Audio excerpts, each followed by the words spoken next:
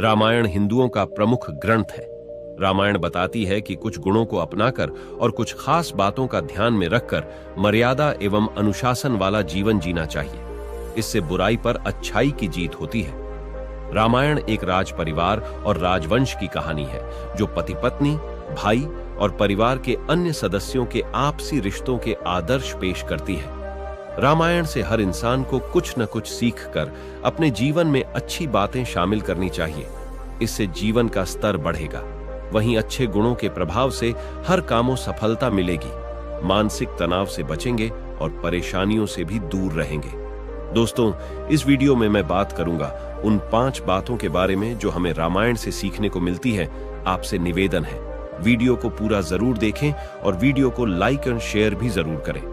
पहली बात, अपने साथियों के गुणों और कमजोरियों को समझें।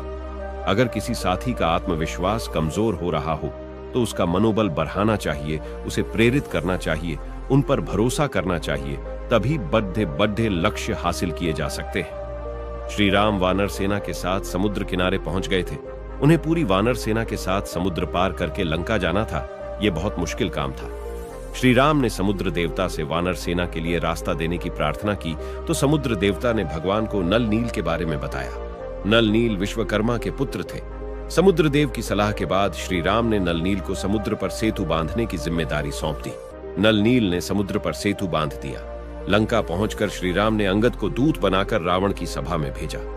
अंगद का आत्मविश्वास कमजोर था, लेकिन राम जी ने अंगद पर भरोसा किया और उसे रावण के दरबार में दूत बनाकर भेजा। अंगद को प्रेरित किया, जिससे उसका आत्मविश्वास जाग गया। दूसरी बात, दूसरों की गलत बातों में न फंसे।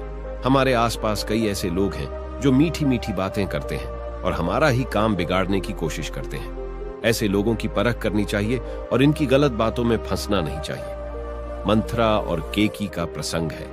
राजा दशरथ ने श्री राम को राजा बनाने की घोषणा कर दी थी। ये बात मंथरा को मालूम हुई तो वह तुरंत कैकेयी के पास पहुंच गई। मंथरा की आदत थी कि वह अच्छे कामों को बिगाड़ देती थी। मंथरा ने कैकेयी को अपनी गलत बातों में फंसा लिया और रानी की बुद्धि भ्रमित कर दी। इसके बाद कैकेयी ने राजा दशरथ से अपने 2 वर मांग लिए। पहला, श्री राम को वनवास और दूसरा, भरत को राज्य। राम को वनवास जाना पड़ा और इस घटना की वजह से पूरी अयोध्या दुखी हो गई थी। तीसरी बात, अपने वचन को हमेशा याद रखें। मित्र को दिए वचन का पालन जरूर करें। मित्र किसी मुसीबत में फंसा हो तो उसकी मदद के लिए तैयार रहे। मित्र के दुख को अपना दुख मानना चाहिए। श्री राम ने सुग्रीव की मदद करने का वचन दिया था। बाली को मारकर भगवान ने अपना वचन पूरा किया और सुग्रीव को राजा बना दिया। सुग्रीव ने भी श्री राम की मदद करने का वचन दिया था, लेकिन राजा बनते ही वह अपना वचन भूल गया। जब लक्ष्मण ने गुस्सा किया तब सुग्रीव को अपनी गलती का एहसास हुआ और श्री राम से क्षमा मांगी। इसके बाद सुग्रीव ने अपनी वानर सेना को सीता की खोज में भेजा था। चौथी बात, व्यर्थ के कामों में समय बर्बाद न करें। एक एक पल बहुत कीमती है। लक्ष्य बद्धा हो तो एक पल भी बर्बाद न करें, तभी बड़ी कामयाबी मिल सकती है। सुंदरकांड का प्रसंग है। हनुमान जी सीता की खोज में समुद्र पार लंका जा रहे थे। इस यात्रा के बीच में मैनाक पर्वत ने हनुमान जी से कहा था कि कुछ देर मुझ पर ठहरकर विश्राम कर लो। हनुमान जी ने मैनाक पर्वत से कहा था कि जब तक राम काज पूरा नहीं हो जाता मैं विश्राम नहीं कर सकता।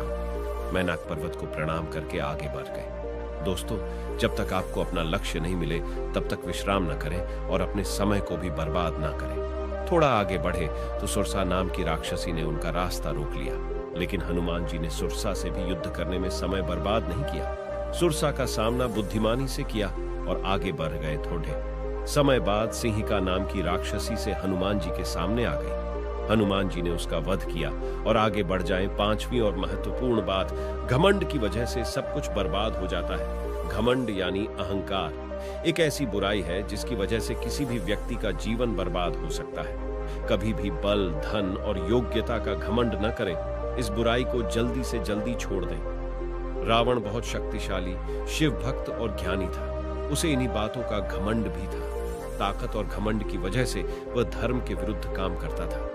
रावण दूसरों को बहुत छोटा समझता। उसने सीता का हरण किया और श्री राम को सामान्य समझा।